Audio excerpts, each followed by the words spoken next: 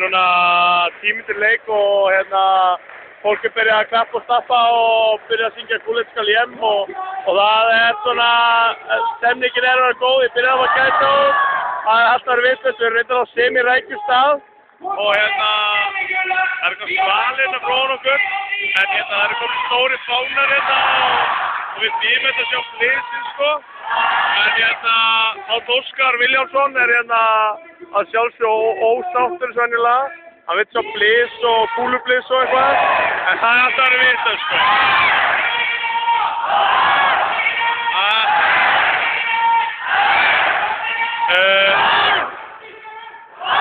Pétur, hvernig fer leikurinn? 2-1 fyrir Brann. Hvernig skora? Jú, bæði. Ég held að Þorsteinn Helsta skori og Kristján Örn Sigurðsson skorar sigurmarkið sem tryggir það að Gullet fari hjem. Takk og vídeo eftir smá.